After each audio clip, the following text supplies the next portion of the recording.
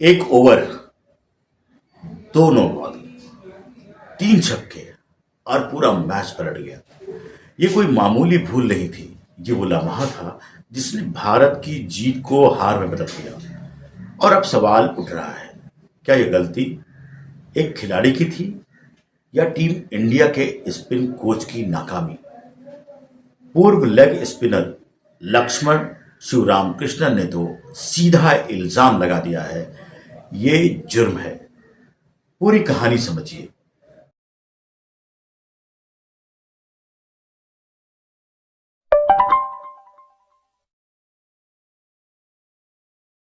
मेरा नाम है जोहेर तुराबी।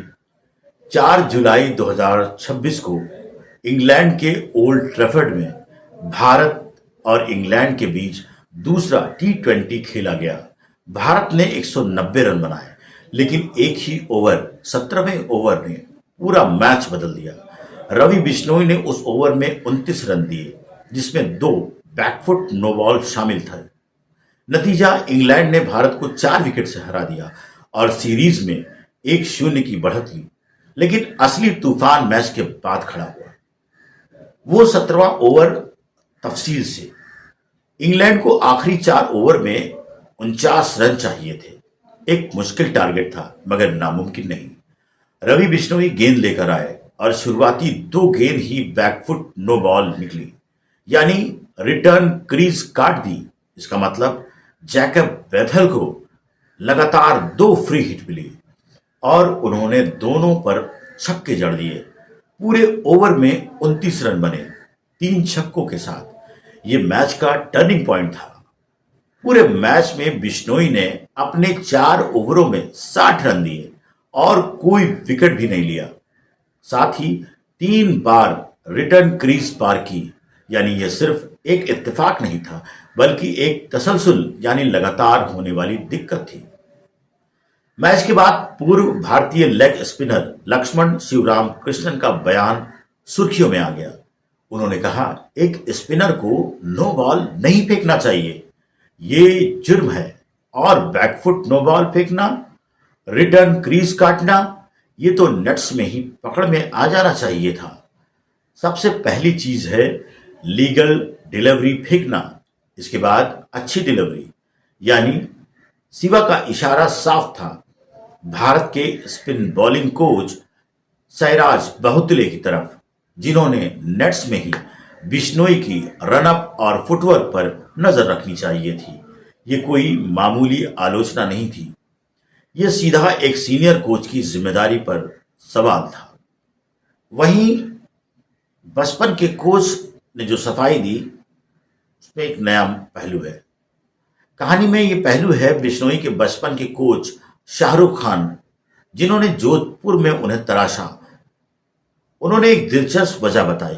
उनके मुताबिक नेट्स और प्रैक्टिस में बिश्नोई का एक्शन बिल्कुल सही रहती है, लेकिन असली मैच में कदम रखते ही पुराने मसल मेमोरी हावी हो जाती है। उन्होंने कहा, वो हर फीडबैक को कबूल करते हैं, मगर फिलहाल उसे लागू नहीं कर पा रहे हैं। मैं उनकी पुरानी प्रैक्टिस वापस लाने की कोशिश करता हूं, लेकिन उनकी मसल मेमोरी एक बड़ी रुकावट बन रही है। यानी यह सिर्फ कोच की लापरवाही नहीं, बल्कि एक टेक्निकल और मानसिक दोनों तरह की उलझन है। वहीं मुरली कार्तिक का टेक्निकल एनालिसिस सामने आया है। उन्होंने एक बिल्कुल अलग वजह बताई। उनके मुताबिक ये एक्शन का मामला नहीं, बल्कि रनअप का मामला है। बिश्नोई का रनअप एक बड़े सी शेप में रहता है, जिसकी वजह से उनका अलाइनमेंट बिगड़ जाता है और वो रिटर्न क्रीज पर काट बैठते हैं। कार्तिक का कहना है कि जब कोई बॉलर रिटर्न क्रीज के बारे में सोचने लगता है, तो वो अपनी असली डिलीवरी भूल जाता है, उस पर फोकस नहीं कर पाता, यानी दिमाग बढ़ जाता है। कार्तिक की सलाह, रनअप को छोटा और सीधा करना, बिना पूरी एक्शन बदले इस मसले का हल हो सकता है। इस पूरे विवाद के बीच एक और सवाल उठा, क्या मैनेजमेंट ने गलत प्लेइंग 11 चुनी? इंग्लैंड जैसी कंडीशन में 3 स्पिनर खिलाना खुद एक जोखिम भरा फैसला था। कप्तान श्रेयस अय्यर ने प्रेस कॉन्फ्रेंस में कहा, हमने सही टीम खिलाई, बस बॉलिंग अच्छी नहीं हुई। यानी टीम मैनेजमेंट फिलहाल किसी एक खिलाड़ी पर ठीकरा नहीं फोड़ना चाहता। और दोस्तों, अब एक बड़ा अपडेट।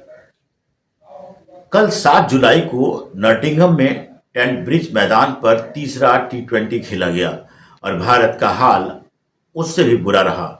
टीम मैनेजमेंट ने बिश्नोई को बाहर बिठाकर प्रिंस यादव को मौका दिया, जिन्होंने डेब्यू पर अच्छी बॉलिंग भी की, लेकिन असली तबाही हुई बैटिंग में।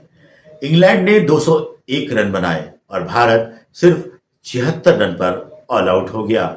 ये भारत की टी20 इतिहास की सबसे बड़ी हार है, पूरे 125 रन से। ये भारत का दूसरा सबसे कम स्कोर भी है। नतीजा, सीरीज अब 2-0 इंग्लैंड के हाथ में। भारत को अब सीरीज बराबर करने के लिए बचे दोनों मैच जीतना होगा। यानी अब ये सिर्फ इज्जत बचाने की लड़ाई बन चुकी है। तो दोस्तों, असली वजह यह है, क्या यह गलती सिर्फ बिश्नोई की थी, कोच बहुतुले की थी या टीम सिलेक्शन की? शायद जवाब थोड़ा थोड़ा तीनों में छुपा है। लेकिन तीसरे मैच की तबाही के बाद अब यह साफ है, मसला सिर्फ एक स्पिनर की नो बॉल का नहीं, बल्कि पूरी टीम के फॉर्म और तैयारी का बन चुका है। आप क्या सोचते हैं? क्या कोच की नाकामी थी या सिर्फ एक खिलाड़ी की तकनीकी दिक्कत? कमेंट में जरूर बताएं। अगर वीडियो पसंद आया हो तो इसे फॉलो कीजिए, लाइक कीजिए, चैनल को सब्सक्राइब कीजिए, राय कमेंट बॉक्स में जरूर दीजिए। मिलते हैं अगली वीडियो में, तब तक के लिए जय हिंद।